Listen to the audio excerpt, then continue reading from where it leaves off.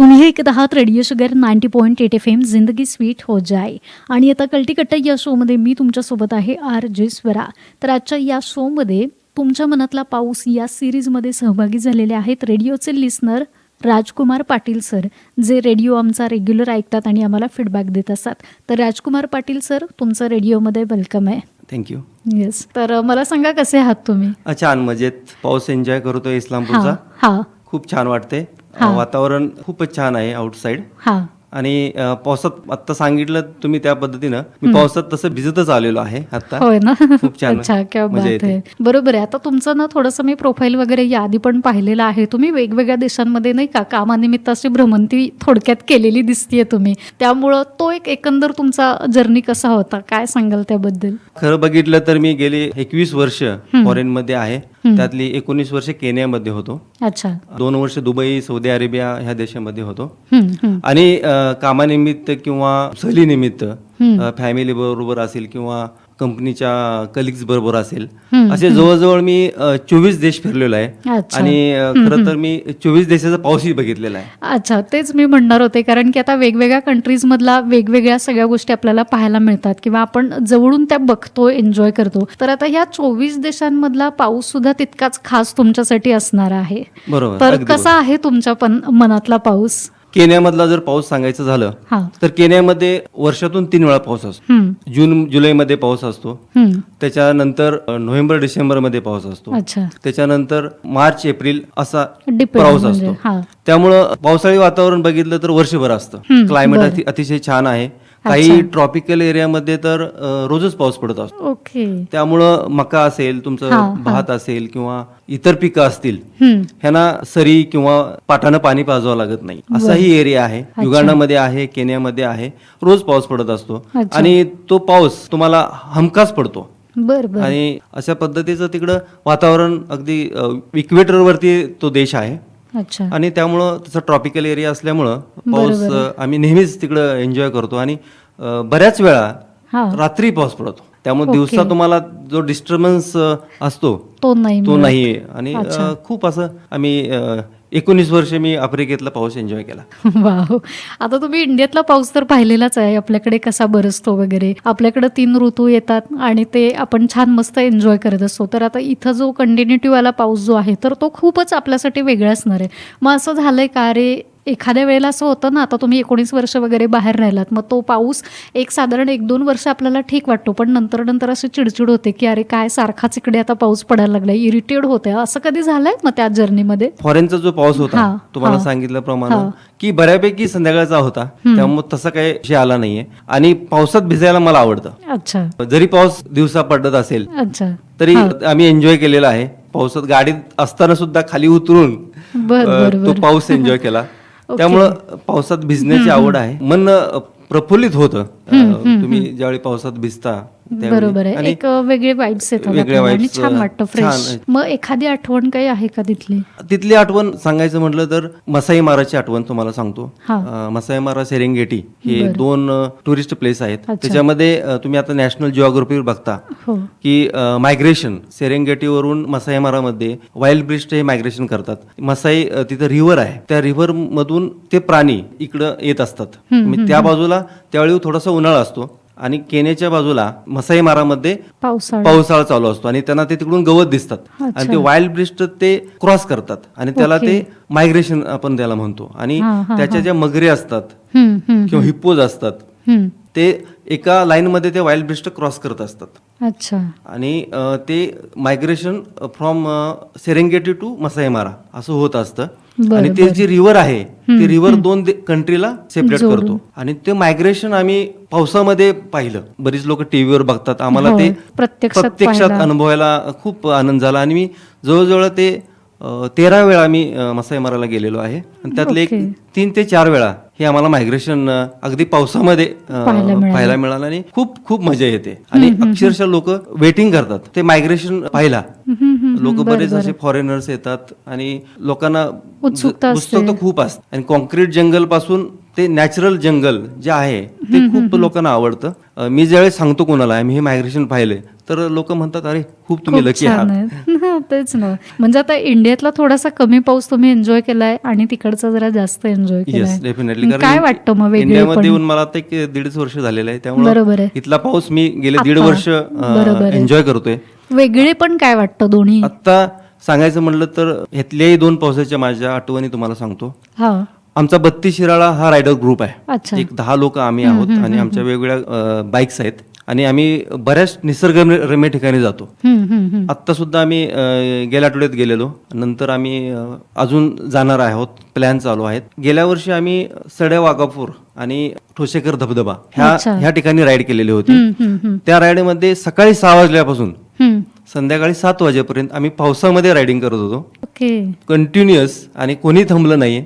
हा, आणि ज्यावेळी आम्ही तो रिव्हर्स धबधबा आहे हा. तिथं पाहायला गेलेलो, तर तिथं अक्षरशः 50 मीटरवरती दिसत नव्हतं, दुःख धुकं होतं पूर्ण. तरी सुद्धा आम्ही फुल गाडीच्या लाईट लावून त्याच्यामध्ये खूप एन्जॉय केला. अच्छा. आणि 10 लोक आम्ही खूपच वेगवेगळ्या ठिकाणी रायडिंग करतो, निसर्गरम्य ठिकाणी जातो आणि अच्छा. वेगवेगळे धबधबे पाहायला मिळाले. ठोसेकर धबधबा अतिशय खूप सुंदर छान असा धबधबा आहे. तिथं आणि आम्ही नाही म्हणलं तरी साताऱ्याला ते वरदानच मिळाले निसर्गाची. एक खूप सुंदर छान. आहे. आणि ते आपलं सह्याद्री पर्वत असेल हो, किंवा डोंगर रांगा पण छान रांगा वाटतात. असतील, खूपच छान रायडिंग एक्सपिरियन्स विथ रेन. बरोबर. तर आता सोशल मीडियाच्या माध्यमातून मी तुमच्या बऱ्याचशा अशा काही ज्या फारशा नाहीत पण ज्या पाहिलेत, तर त्या निसर्गरम्य वातावरणातल्या किंवा तुम्ही राईड किंवा ट्रेकिंगच करताय असं जनरली, असं मी बरेचदा पाहिलंय. तर मला सांगा, ही आवड तुम्हाला कुठून आली आहे? ऍक्च्युली काय झालेलं आहे, 21 वर्ष बाहेर असल्यामुळं बाईकचा माझा काही संबंध नव्हता हा, बरीच वर्ष, आणि ते राहूनच गेलं. कारण फॉरेनमध्ये बऱ्यापैकी कोण बाईक चालवत नाहीये. होय, हो, सगळ्या 4 व्हीलर गाड्या असतात. हो. आणि माझा मित्र प्रशांत पाटील म्हणून आहे, तो आमचा क्लासमेट आहे 10वीचा. तर त्याचं मी बघत होतो, ते रायडिंग जात आहेत आणि त्याला मी तिकडूनच सांगितलेलं, प्रशांत मी इंडियात आल्यानंतर डेफिनेटली मी तुमच्या ग्रुपला जॉईन होईन आणि तुमच्याबरोबर रायडिंगला येईन. हा, आणि तशा पद्धतीनं आलो आणि अगोदरच प्लॅन केलेलं होतं.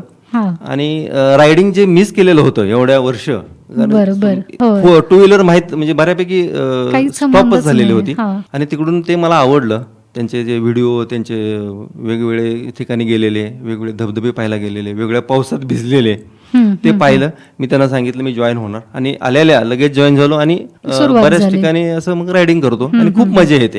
एक निसर्गरम्य ठिकाण, आपले बरेच इथं निसर्गरम्य ठिकाण आहेत होय. आणि तिथे फिरायला मग तुम्ही आता बाईक रायडरला म्हणजे जॉईन झालाय त्या ग्रुपला किंवा ट्रेकिंगला वगैरे जाता, तर बाईक रायडर म्हणून पण तुमचे काहीतरी रूल्स अँड रेग्युलेशन्स असतील ना, काहीतरी खूप हा. रेग्युलेशन्स तर आहेत. त्याबद्दल काय म्हणजे? त्याच्यामध्ये काय, एकतर गाडी एकदम परफेक्ट पाहिजे, हा, कंडिशन परफेक्ट पाहिजे, हो, गाडीची टँक फुल पाहिजे. कारण तुम्ही कुठेही जात असता, जंगलामध्ये किंवा दऱ्यामध्ये, खोऱ्यामध्ये कुठेही जात असता. आणि नंतर तुमचं पूर्ण किट, हेल्मेट एकदम हायफाय पाहिजे, बरोबर आहे, परत तुमचं सगळे जे प्रोटेक्शन्स आहेत, ते पण छातीला प्रोटेक्शन, बॉडीला प्रोटेक्शन, तसे सगळे गार्ड्स आहेत. म्हणजे जवळजवळ जे मी गार्ड आलेल्या घेतलं, इट इज कॉस्टिंग 60,000, 60,000 रुपयाचं ते गार्ड आहे, पूर्ण सेट आहे. तो आम्ही कंपल्सरी वापरतो. आणि आम्ही लोकांना प्रबोधनही करतो की लोक काही आम्ही रस्त्यानं जाताना बघतो ना, विदाऊट हेल्मेट जात असतात, त्यांनाही सांगतो की बाबा तुम्ही हेल्मेट वापरा, हे खूप इम्पॉर्टंट आहे, हे हेल्मेट खूप इम्पॉर्टंट आहे आणि ते तुम्ही वापरायला पाहिजे. आणि पावसाळ्याच्या दिवसामध्ये तर खूपच इम्पॉर्टंट आहे, कारण गाडी कधी स्लिप होऊ शकते. बरोबर. आणि त्यामुळं आम्ही जे 10 लोक असतो त्याच्यामध्ये आम्ही जरी रायडिंग करत असलो तर आम्हाला कंटिन्युअसली आम्ही एकमेकाशी बोलत असतो, कारण त्याची रेंज जवळजवळ एक 2 किलोमीटरची रेंज आहे. कोण पुढे गेलाय, पाठीमागे गेलाय, किंवा आम्ही वेगवेगळी पावसाची गाणी म्हणत असतो त्याच्यामध्ये जात असताना. आणि एकमेकाचं सांगतो, बाबा तू हे गाणं म्हण, ते गाणं म्हण. अशा पद्धतीचं जे रायडिंग आहे ना, म्हणजे यू आर नॉट अलोन. म्हणजे तुम्ही जरी वेगवेगळ्या बाईकवर असला तरी सुद्धा तुम्ही ब्लूटूथ न एकत्र तुम्हाला बांधून ठेवलंय. आमचा तो ब्लू आर्मर म्हणून आहे, तो आमच्या प्रत्येकाच्या हेल्मेटला आहे. आणि त्याच्यातून आम्ही वेगवेगळ्या करमणूक करत असतो, कुठं थांबायचं, काय करायचं, किंवा पुढे एखादा रस्ता खराब आहे, पावसामुळे काय वळणावरती चिखल आहे किंवा काय, ह्याच्याही आम्ही एकमेकाला सांगत असतो की बाबा असं असं प्रॉब्लेम आहे, थोडंसं स्लो घ्या. अशा पद्धतीचं आम्ही रायडिंग करत असतो. आणि तुम्ही विचारल्याप्रमाणे हे जे किट आहे हे खूप इम्पॉर्टंट आहे 2 व्हीलर वापरताना. बिलकुल माझी सवय मोडलेली, तर पण आता मला त्याची खूप आवड निर्माण झालेली आहे. इंडियातला पाऊस सुद्धा मी खूप आता एन्जॉय करतो. नक्कीच. तर मी पुन्हा त्याच पावसाकडे तुम्हाला नेते. आता बघा, तुमच्या वयाच्या टप्प्यावरती वेगवेगळे पाऊस तुम्ही पाहिलेलेच आहेत. तर तुमच्या बालपणातला आणि एकदमच असं नाही का 20 किंवा 25च्या उंबरठ्यावरती आपण असतो, तर तेव्हाचा एक पाऊस आपल्यासाठी एक क्रेझीनेस वगैरे असतो, काहीतरी तारुण्यातला पाऊस पण नाही का, Yes. काहीतरी छान इमॅजिनरी आपण केलेलं असतं. सो तसं काही आहे का डोक्यामध्ये, किंवा तसं काही होतं का तुमच्या डोक्यामध्ये? कसा होता तेव्हाचा पाऊस? त्यावेळेचा पाऊस म्हणजे कसं, आम्ही शाळेला जात असतो आणि पाऊस अचानक येतो. पाऊस घरून सांगतात, अरे थोडेसे इन्स्ट्रक्शन दिलेले असतात ना, पावसात भिजू नका, हे करू नका, ते करू नका. तर पण आम्ही मुद्दामून भिजायचो. पावसामध्ये भिजायचं आणि त्याचा ते एन्जॉय करत होतो त्या वयातही आणि आत्ताही करतोय. आणि त्याची आवडच आहे पहिल्यापासून की पाऊस शेवटी काय बरोबर आहे. मग आता घरच्यांनी इन्स्ट्रक्शन्स दिलेले तरी पण बालपणामध्ये तुम्ही शाळेमध्ये असताना वगैरे थोडंफार भिजलंय, मग आईचा किंवा घरच्यांचा असा ओरडा वगैरे काही तुम्हाला बसलाय? हा, खूप तसा ओरडा बसलेला आहे आणि आजारी पडलेलो आहे. कारण पाऊस शेवटी तुम्ही भिजता आणि थोडस त्याचा परिणाम होतो तब्येतीवरती. तसंही झालेलं आहे. आता बघा तुम्ही, आता पाऊस पडतोय, आपल्याला वाटतंय अरे कधी कधी अरे थांबेल का कधी, परंतु एक दिवस जरी पाऊस थांबला तरी लगेच आपल्याला गरम होतं की होय. म्हणून म्हणजे एकंदरीत काय आहे की तर आता तुम्ही मगाशी सांगितलं की पावसात भिजल्यामुळे थोडंसं आपण आजारी पडतो. तर मी स्वतः एक्सपिरियन्स केलेलं सांगते. म्हणजे आपल्याकडचा पश्चिम महाराष्ट्रातला जो पाऊस आहे, तर त्या पावसामध्ये तुम्ही जर भिजलात तर तुम्ही आजारी पडता पटकन. पण हाच पाऊस तुम्ही जर मुंबईतला बघितला किंवा त्या पावसात भिजला तर आपण बिलकुल आजारी पडत नाही. हे कधी असं एक्सपिरियन्स केलंय तुम्ही? हा, मुंबईलाही मी होतो. फरक वेगळा आहे. 3 वर्ष मुंबईला होतो. म्हणजे मुंबईचं थोडंसं वातावरण क्लायमेटिक कंडिशन्स थोड्या डिफरंट आहेत. फॉरेन कंट्री वाला काही झालंय का? म्हणजे तिथल्या पावसात आपण भिजलोय कधी किंवा आजारी पडलोय असं कधी काय होतं? असं कधी झालं नाही पावसात भिजल्यानंतर, की कारण ज्यावेळी तुम्ही पावसामध्ये असता आणि काहीतरी प्रोटेक्शन करून आम्ही पावसामध्ये गेलेलो आहे तसं, आणि त्यामुळं तसं काय तसं आजारी पडलेला तिकडचा अनुभव नाहीये. अच्छा. तर मग तारुण्यातला पाऊस कसा होता? तारुण्यातला पाऊस तारुण्यमय होता. बरं. कॉलेज मधले वेगळेच दिवस असतात थोडे, आणि तो खरंच मनाला धुंद करणारा पाऊस होता. मी RITचा स्टुडंट आहे. मी इंजिनिअरिंग 1994 ला पास आउट झालेलो आहे, त्यामुळे मी इथलाच आहे. आणि गाव माझं कामेरी आहे आणि सायकलवरून जाऊन यायचं होतं त्यावेळी इंजिनिअरिंगला असताना. आणि त्या तारुण्यामध्ये बऱ्याच वेळा भिजलेलो आहे पावसामध्ये, घरी शाळेला म्हणजे कॉलेजला येता जाताना, आणि तोही पाऊस एन्जॉय केलेला आहे. आणि त्यावेळी थोडंसं कळत असल्यामुळं की पाऊस आल्यानंतर झाडाखाली म्हणजे किंवा वस्त्या बघून थांबून तो पाऊस एन्जॉय केलेला आहे. त्यामुळे आजारी पडलेलो नाही. जसं लहानपणी कसं पावसामध्ये अगदी ओपन मध्ये without protection, without jacket, without छत्री असे केल्यामुळं त्यामुळे आजारी पडतो. परंतु नंतरचा जो तारुण्यातला पाऊस होता तो एन्जॉय करताना आम्ही काही काळजी घेतली, त्यामुळे तसं काय म्हणजे आजारपणाचं वगैरे काय तशा काय अनुभव नाही. म्हणजे मग आता RIT कॉलेजचा कॅम्पस पण खूप छान आहे. मग एखादा मस्त असा छान पाऊस पडतोय आणि काहीतरी अशी छान फिलिंग आली आहे वगैरे, असं कधी काय झालंय का? म्हणजे कसं होतं की तसं काय म्हणजे फिलिंग्स काय झालं, आम्ही जवळच गाव असल्यामुळं की कॉलेज आणि घर हेच असं होतं. कॉलेजवर थांबायचा असा विषय फक्त 11 ते 5 हाच होता. त्यामुळं तशा फिलिंग्स ज्या होत्या अशा ते म्हणजे टायमिंगच नाही मिळालं, कारण अभ्यासाचंही प्रेशर असतं इंजिनिअरिंग तुम्ही करत असता. मग लग्नानंतरचा पाऊस खरंच वेगळा असतो. मग तसं तुमच्या मॅडम सोबत असं काही छान इमॅजिनरी केलंय का? किंवा मस्त बाहेर पाऊस पडतोय आणि आपण आपल्या बायको सोबत रोमॅन्टिक डेट वरती गेलोय, जे फिलिंग्स तेव्हाच्या होत्या त्या इथे उतरवलेत, असं झालंय कधी? हो, डेफिनेटली झालेलं आहे. मिसेस बरोबर भरपूर पावसामध्ये फिरलेलो आहे. आणि सांगायचं म्हणलं तर आत्ताच आम्ही दोघंही विथ आमचे बरेच पुण्याचे ग्रुप आहे मोठा, आणि अमरनाथचा आम्ही गेलेलो होतो आता, आणि तिकडच्या पावसामधला सुद्धा आम्ही खूप एन्जॉय केला. बरोबर आहे, तिथे पण भरपूर पाऊस मध्ये पडलेला आहे, तर ऐकायला आवडेल त्याबद्दल. 5 जुलैला आम्ही अमरनाथ यात्रा केली. त्यावेळी थोडंसं जम्मू काश्मीर आहे, पावसाचं वातावरण आहे, क्लायमेट चेंज होते हे सगळं माहित होतं, आणि त्या पद्धतीने आम्ही सगळे किट्स वगैरे घेऊन गेलेलो होतो. परंतु झालं काय, त्या दिवशी 5 तारखेला आम्ही पहलगामला उतरलेलो होतो. तिथं थंड वातावरण होतं, आम्ही खूप ते एन्जॉय केलं. जे लोक शहीद झाले किंवा आपले नागरिक तिथं, त्यांना आम्ही तिथं जी केली श्रद्धांजली वाहिली आमच्या पूर्ण ग्रुपनी. आणि त्या दिवशी वातावरण अगदी थंड होतं.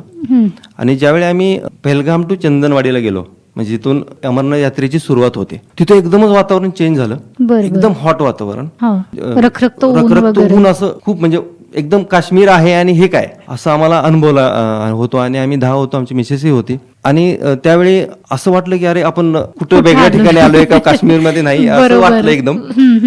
आणि एक आम्ही असा त्या दिवशीचा प्रवास जवळजवळ आमचा एक 15 किलोमीटरचा होता पहिल्या दिवशीचा. आणि त्यामुळे इतकं गरम वातावरण होतं. आणि म्हणलं आता अमरनाथच आपल्याला हे तिथून वाचवू शकतो. आणि त्यानिमित्त आम्ही काय झालं की अमरनाथलाच म्हणलं मागणं घातलं, बाबा की काहीतरी कर, आम्हाला खूप गरम होते, वातावरण एकदम तापलेलं आहे आणि आम्हाला थोडासा पाऊस आण. अच्छा, असं आम्ही त्याला विनवणी केली की बाबा थोडंसं आल्हाददायक वातावरण व्हावं. बर्फ दिसतोय आम्हाला बाजूला, तर पण गरमी होत होती कारण वरून ऊन खूप होतं.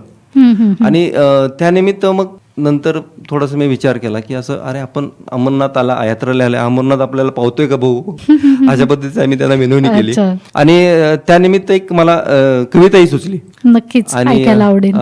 पाऊस अमरनाथचा ही मी कविता तुमच्या समोर सादर करतो. हो हो नक्की. 5 जुलै आम्ही अमरनाथ यात्री, 5 जुलै आम्ही अमरनाथ यात्री, मात्र पावसानेच लावली का, उन्हाने झाली जीवाची कायली, उन्हाने झाली जीवाची कायली, मनात वेध होते पावसाच्या भेटीचे, मनात वेड होते पावसाच्या भेटीचे, मनात ओढ होती अमरनाथच्या पावसात भिजण्याची, मनात ओढ होती अमरनाथच्या पावसात भिजण्याची. आणि म्हणूनच चक्कच मागणी घातली अमरनाथला पावसाची, आणि म्हणूनच चक्क अमरनाथलाच मागणी घातली पावसाची, आणि अमरनाथच्या पहिल्या पावसाची भेट घडली. ओके. थेंब मातीची भेट जुळली, प्रकाशात रुजली बीजातून फुलली, उन्हाची कायली सोसूनी माती पावसाच्या थेंबात विरघळून गेली, उन्हाची कायली सोसूनी या माती पावसाच्या थेंबानी विरघळून गेली. आणि खऱ्या अर्थानं आमची अमरनाथची यात्रा सार्थ झाली, आणि खऱ्या अर्थानं आमची अमरनाथची यात्रा सार्थ झाली. खूप छान शब्द जुळवाजुळव केले तुम्ही, म्हणजे ते आलेले एक्सपिरियन्स उतरलेत कागदावर. यावर्षी काही म्हणावा तेवढा काही पाऊस आपल्याकडे असा बरसलेला नाहीये, पण या पावसाच्या गमती असतात ना, तर त्या आपण नाही का वर्षभराचे काहीतरी छान मस्त अनुभव आपल्याला ते देतात, आणि परत पुढच्या वर्षी आपण पावसाची वाट बघतो की कधी एकदा येतोय आपल्याकडं, असं होतं आपल्याला बरेचदा. बरेच वेळा होतं. आणि जसं आपण म्हणतो वॉटर इज लाईफ, तसं पाऊस ही आपली एक प्रकारची लाईफ लाईन आहे. हो. आणि आपला भारत देश बघितलं कृषी संपन्न आहे, शेतीप्रधान देश आहे, आणि आपल्याला पावसाची गरज आहे. हो. आपल्या देशाची अर्थव्यवस्था सुद्धा शेतीवर अवलंबून आहे. हो. आणि अशा पद्धतीने आपण आधुनिक शेती करून आपल्या देशाची आपण प्रगती करू शकतो. आणि त्यासाठी एक छान असा उपक्रम आपण सगळ्यांनीच केला पाहिजे. कारण झाडं लावली तर पाऊस पडेल, पाऊस पडला तर पाणी मिळेल, पाणी जर मिळालं तर आपली हरित क्रांती होईल. आणि आत्ताच आपण जर जगाचा विचार केला तर आपली ग्लोबल छान आपला परफॉर्म करतोय. आपण आता 4थ्या नंबरला आहे. सध्या आपण जपानला मागे टाकलेला आहे, आणि 2027 पर्यंत आपण 3रा नंबरला जाऊ शकतो. जर्मनीला आपण मागे टाकू शकतो. आता सध्या अमेरिका, चीन आणि जर्मनी हे आपल्या रेसमध्ये आहे. आणि जर आपण लकी आहोत, बाहेरच्या देशामध्ये बऱ्याच ठिकाणी बर्फ पडत असतो, बऱ्याच वेळा असं रस्त्यावरती बर्फ असतो, काही ठिकाणी पाऊस नसतो. आता इस्रायलचं उदाहरण घेतलं तर तिथं पाऊस नसतो, तरी सुद्धा त्यांनी हरित क्रांती केलेली आहे. आणि आपल्या देशामध्ये तर आपण लकी आहोत की आपल्याला 3 ऋतू आहेत, आणि 3 ऋतू खूप इम्पॉर्टंट आहेत. हिवाळा आहे, पावसाळा आहे, उन्हाळा आहे, 3 आपल्याकडे आहेत. आणि त्यामुळं आपल्याला हरित क्रांती करणं अतिशय इझी आहे. तर आता हा पाऊस आपण एन्जॉय करता करता तुम्ही एक सांगितलं होतं की आपल्याकडे नाही का बाईक राईडला तुम्ही त्या ग्रुपला जॉईन झाला, छान मस्त तुम्ही वेगवेगळ्या ठिकाणी जाता, ट्रेकिंग करता वगैरे, हे सगळे गोष्टी तुम्हाला आवडतात, तुमची हॉबीज आहे असं म्हणायला हरकत नाहीये. सो हे एन्जॉय करत असताना असं होतं ना की बाहेर छान मस्त पाऊस पडतोय आणि मग आपल्याला कधीतरी काहीतरी खाण्याची इच्छा होते किंवा आपण चहा मस्त पितो वगैरे. तर तसं मग तुमचं असं कुठे हक्काचं ठिकाण आहे का, म्हणजे की इथं गेल्यानंतर हे खाल्लंच पाहिजे आणि बाहेर पाऊस पडतोय, असं कधी मग वेळ मिळतो तुम्हाला या गोष्टींसाठी? आता ह्यामध्ये रायडिंग करत असताना आता एक्सपिरियन्स रायडिंग आहेत बऱ्यापैकी, त्याच्यामध्ये मी नवीन आहे. आणि इथे जुने जे आमचे एक त्यांना पूर्ण माहित आहे कुठं थांबायचं, काय करायचं. आणि लगेच काही पावसाचं वातावरण आहे त्यामध्ये लगेच कुणाला तरी चहा आठवतो, अच्छा. कुणाला तरी कांदे पोहे आठवतात, कुणाला तरी भजी आठवतात, वडे आठवतात. अशा पद्धतीचं लगेच वातावरण तयार होतं. वातावरण. आणि 1 तास राईड केल्यानंतर थोडंसं काहीतरी खायला खूप आवडतं आणि बऱ्याच ठिकाणी आम्ही थांबतो. हे साधारणपणे 1-1.5 तासाचा राईड झाला चहाला किंवा कॉफी किंवा असे वडापाव भजी खायला. आणि पावसामध्ये त्याची मजाच वेगळी आहे. बरोबर आहे. खूप एन्जॉय करतो यार. आता या गप्पांच्या थोडंसं मी तुम्हाला शेवटाकडे आणते. आता तुम्ही वेगवेगळ्या देशांमध्ये फिरलाय, केनियाच्या पावसाबद्दल सांगितलं किंवा 24 देश आणि त्यातले 3 देशातले सुंदर असे पाऊस वगैरे. तर असं कोणतं ठिकाण आहे का की जे तुम्हाला अजून पाऊस तिथला मी एन्जॉय केलेला नाही आणि इथे मला जायला आवडेल? हा, डेफिनेटली. आता स्वित्झर्लंड ही तर मी गेलेलो नाहीये. तिकडे जायचा प्लॅन आहे आणि तिकडे जायला आवडेल. त्या ठिकाणचा तो बर्फही पाहायचा आहे, तिकडचा पाऊसही पाहायचा आहे. 24 देश जरी फिरलो तरी ते राहिलेलं आहे आमचं आणि तो पाऊस डेफिनेटली आवडेल. आणि त्याचबरोबर भारतातले काही ठिकाणं बाहेर असल्यामुळं राहिलेले आहेत आमचे, तर आम्ही तेही प्लॅन करतोय. तर आम्ही आत्ताच बुकिंग आमचं झालेलं आहे, लक्षद्वीपला चाललेलो आहे आणि तिकडचाही पाऊस बघून येऊ. नंतर आम्ही अंदमान निकोबारचा पाऊसही पाहणार आहोत. ते पण लोकेशन. तर असे हे 3-4 लोकेशन आता डोक्यात आहेत, डेस्टिनेशन्स. मग या सगळ्या ह्याच्यामध्ये तुम्ही फॅमिलीला कसा टाइम स्पेंड फॅमिली बरोबर असते माझ्या. जायला आता अमरनाथला होती, नंतर आता लक्षद्वीपला आहे, अंदमान निकोबारलाही असणार आहे. आणि मुलं आता इंजिनिअरिंगला, माझा इथंच मुलगा आहे RITला आणि मुलगी संजय घोडावत कोल्हापूरला आहे. त्यामुळं आम्ही दोघं तसे बऱ्यापैकी फ्री आहोत आणि वेगवेगळ्या ठिकाणी आम्हाला दोघांनाही आवडतात. आता मुलगी आमची कंप्लेंट करते मात्र की म्हणते तुम्ही फिरताय, तिला फिरायला, तिने फिरले भरपूर, परंतु आत्ता ती मिस करते आणि तिलाही यायचं आहे, मुलालाही यायचं आहे. ते त्यांच्या टाइम मध्ये ते ह्याच्यामध्ये बिझी असल्यामुळे होत नाहीये. बरोबर आहे. तर असं हे खूप छान सध्याचं पावसाळी वातावरण आहे. बाहेर मस्त श्रावणपण आता आपल्याकडे सुरू झालाय, त्यामुळं या दिवसांमध्ये नाही का निसर्गाचे आणखी थोडे झालेले बदल किंवा त्याच्या रंगछटा आपण सध्या या दिवसांमध्ये बघतोय. तर तुम्ही आमच्याकडे आलात, छान मस्त पाऊस एन्जॉय केला. तर आता पूर्ण वयाच्या वेगवेगळ्या टप्प्यांवरती वेगवेगळे पाऊस छान तुम्ही हॅप्पीवाले जे पावसाळे आहेत ते मोस्टली तुम्ही छान एन्जॉय केलेत. तर जाता जाता मला सांगा की या सगळ्या पावसाने तुम्हाला काय दिलं? आपल्याला भरपूर काही दिलेलं आहे. जसं मी सांगितलं, वॉटर इज लाईफ आणि पाऊस हाच आपली लाईफलाईन आहे. वेगवेगळ्या नद्या आहेत आपल्या, वेगवेगळे निसर्गरम्य ठिकाणं आहेत. आपल्या भागामध्ये सुद्धा सागरेश्वर आहे, मल्लिकार्जुन आहे, बरेच निसर्गरम्य ठिकाणे आहेत. बरोबर. तो पाऊस आम्हाला खूप काही देतोय. निसर्ग आपल्याला अगदी उफळून उठलेला आहे पावसाच्या ह्या श्रावण महिन्यामध्ये. आणि हा श्रावणातला पाऊस हा वेगळाच आहे आणि खूप एन्जॉय करतोय आम्ही या पावसामध्ये सुद्धा. आणि या पावसाने मन अगदीच प्रफुल्लित होतं.